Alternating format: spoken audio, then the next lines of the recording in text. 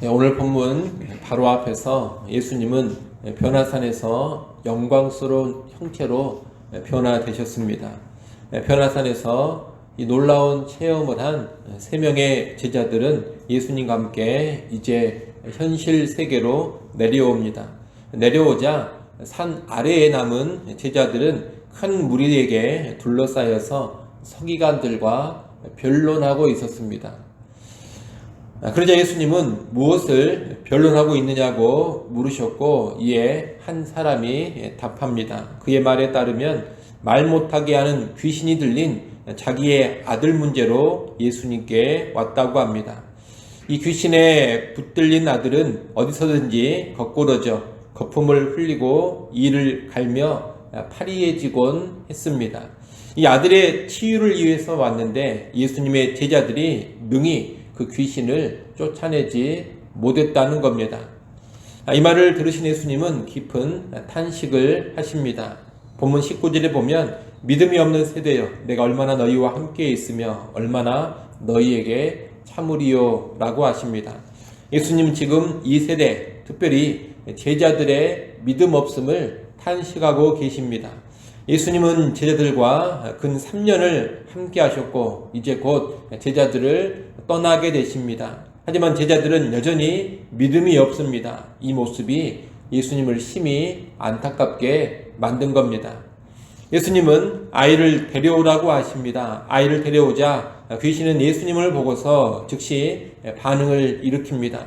귀신은 그 아이에게 심한 경련을 일으켜 땅에 엎드러져 구르며 거품을 흘리게 합니다.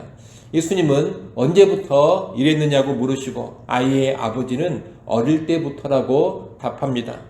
그러면서 이 아버지는 예수님께 도움을 요청합니다. 22절 말씀을 한번 보십시오. 22절 뒷부분에 보게 되면 무엇을 하실 수 있거든 우리를 불쌍히 여기사 도와주소서라고 이 아이의 아버지가 도움을 요청하고 있습니다. 무엇을 하실 수 있거든 이라고 합니다. 무엇을 하실 수 있다면 이라는 말은 예수님의 능력에 대한 의구심을 깔고 있는 말입니다. 아마 자기 아들의 심각한 상태, 그리고 조금 전 예수님의 제자들의 실패가 이 아버지의 믿음을 반감시키고 의구심을 더욱 증폭시켰을 겁니다.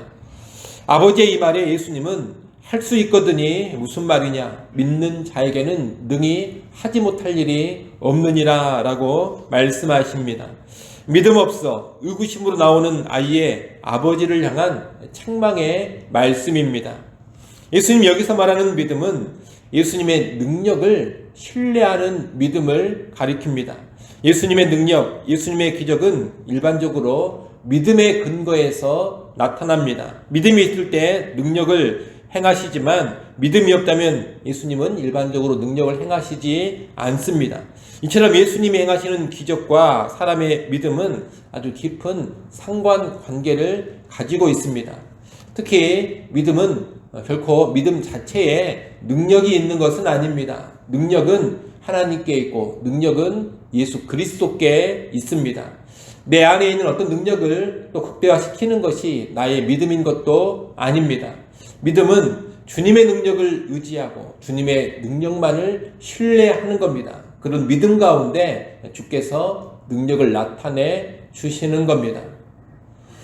이렇게 할 수 있거든이 무슨 말이냐, 믿는 자에게는 능히 하지 못할 일이 없느니라. 이 예수님의 책망의 말씀에 아이의 아버지는 내가 믿나이다, 나의 믿음 없음을 도와주소서 이렇게 큰 소리로 외칩니다.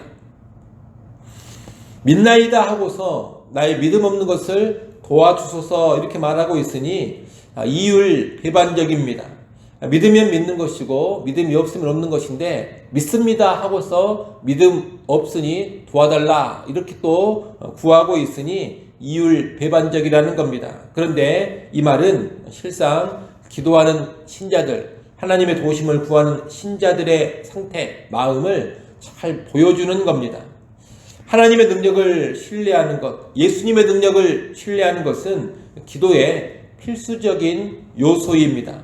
또 하나님의 능력, 예수님의 능력을 신뢰하기 때문에 기도하는 겁니다.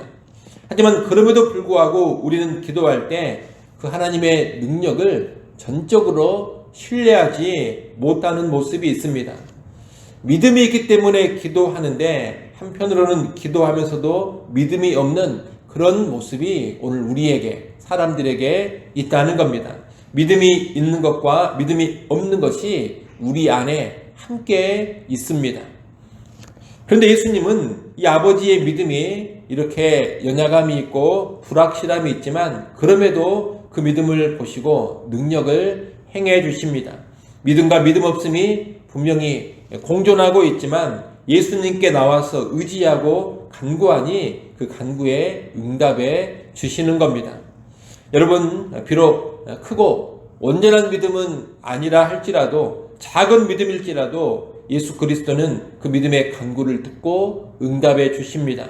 그래서 겨자씨만한 믿음이라도 믿음을 가지고 있으면 은혜의 능력이 나타나게 되는 겁니다. 우리는 이것을 알고 부족한 믿음 가운데서도 나의 믿음 없음을 도와주소서 이렇게 외치면서라도 하나님께 나아가고 하나님께 기도할 수 있어야 하겠습니다.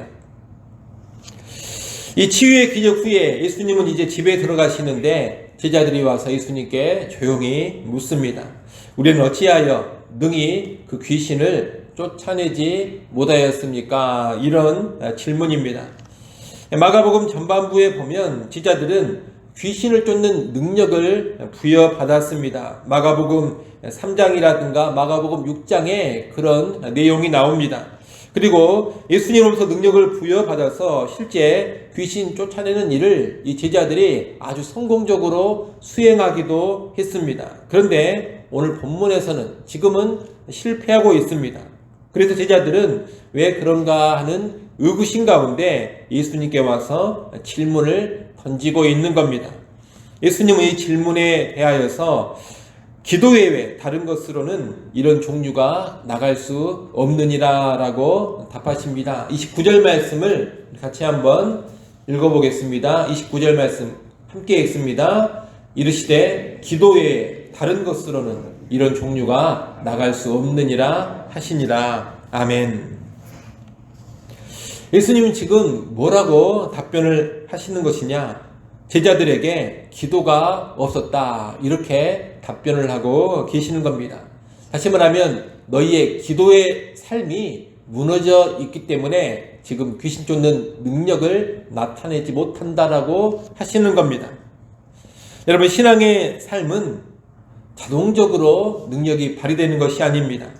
과거에 능력을 받았다 하더라도, 또 과거의 능력을 탁월하게 나타냈다 하더라도 신자가 지금 현재 그 능력을 꼭 다시 그대로 재현한다는 보장이 있는 것은 아닙니다. 우리는 늘 하나님께 나아가 엎드려 기도하는 가운데서만 능력을 유지할 수가 있는 겁니다. 능력은 나에게서 나오는 것이 결코 아니기 때문입니다. 나에게서 나오는 능력, 나의 능력이라면 기도를 하든 안 하든 변함없이 나에게서 나올 겁니다. 하지만 능력은 결코 나의 것이 아닙니다. 능력은 나에게서 나오는 것이 아닙니다. 능력은 하나님의 것, 예수님의 것이요, 하나님으로 인하여서, 예수 그리스도로 인하여서 능력이 나오는 것입니다.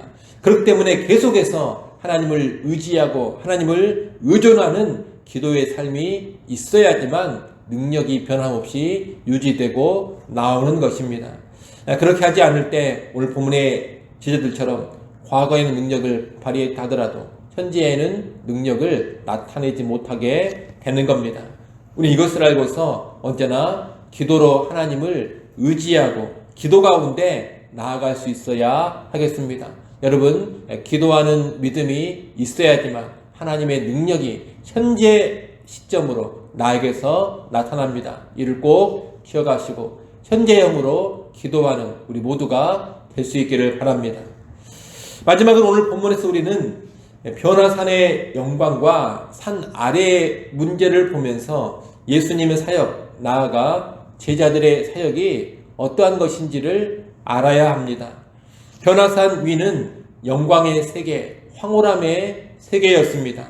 하지만 이 산 아래로 내려오니 산 아래에는 고통과 탄식, 절망이 자리 잡고 있습니다. 산 위의 영광과 산 아래의 고통과 문제가 어떻게 나타나냐? 지금 대조적으로 나타나고 있는 겁니다. 근데 예수님께서는 산 위에 있는 그 찬란한 영광을 뒤로하고 내려오셔서 산 아래의 그 힘든 문제를 해결해 주고 계시는 겁니다. 실제 이처럼 예수님께서는 하늘의 영광스러운 보좌를 떠나서 어두운 이 세상에 오셨습니다.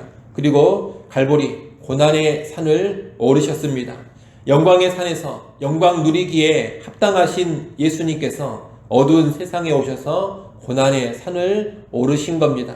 왜 그렇게 하셨습니까? 다른 이유가 아닙니다. 산 아래의 어둠과 고통, 탄식 가운데 있는 사람들을 영광의 산으로 끌어올리시고 그 영광에 동참하도록 하기 위해서입니다.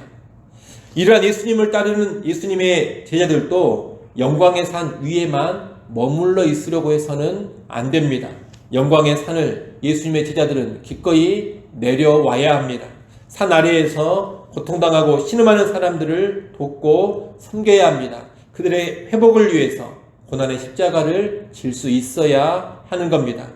예수님이 이루신 구원의 사역을 고통 가운데 있는 사람들에게 전하고 그들을 영광스러운 구원으로 인도하는 일은 결코 쉬운 일이 아닙니다. 그것은 고난의 일이요 십자가를 지는 일입니다. 자기 희생이 필요하고 헌신이 필요합니다. 그러나 예수님께서 그러셨던 것처럼 예수님의 제자들 역시 기꺼이 그러한 삶으로 나아가야 하는 겁니다. 오늘 우리는 사람들을 구원하기 위해서 변화산의 영광을 뒤로하고 갈보리 고난의 산을 오르신 예수 그리스도를 깊이 묵상해야 하겠습니다. 그런 가운데 오늘 우리 역시 예수님께서 맡기신 복음의 사역을 위해서 나의 십자가를 지고 주님을 따를 수 있어야 하겠습니다. 영광스럽고 황홀한 가운데만 있으려 할 것이 아니라 그러한 영광과 황홀함을 뒤로하고 좁은 길로 가고 흡착한 길로 가고 십자가 지는 길로 나아가는 우리 모두가 될 수 있기를 간절히 소원합니다. 기도하겠습니다. 하나님 아버지, 우리는 늘 믿음이 부족합니다. 하지만 연약한 믿음도 긍휼히 여기시고 연약한 믿음 가운데서도 은혜를 베풀어 주시니 감사합니다. 우리에게 믿음을 더하여 주시옵소서. 우리가 연약하고 부족하지만 늘 기도로 하나님께 나아가 하나님 의지하기를 원합니다. 기도를 통해서 언제나 하나님의 능력을 힘있게 하여 주시옵소서. 또한 변화산의 영광을 뒤로하고 십자가를 지기 위해 갈보리를 오르신 예수님을 늘 기억하게 하시고 오늘 우리 역시 복음을 위해 십자가의 길로 나아가게 하여 주시옵소서. 하나님 또 이 시간 하나님께 나와 기도합니다. 이 새벽 시간 하나님께 엎드려 기도할 때 새벽에도 오시는 주의 은총을 허락하여 주시옵소서. 우리 개인의 제목을 가지고 가정을 위하여 자녀들을 위하여 또한 교회와 나라와 민족과 온 땅을 위하여 기도할 때 하나님 우리의 기도 가운데 새 일을 행하여 주시옵소서. 예수님의 이름으로 기도드리옵나이다. 아멘.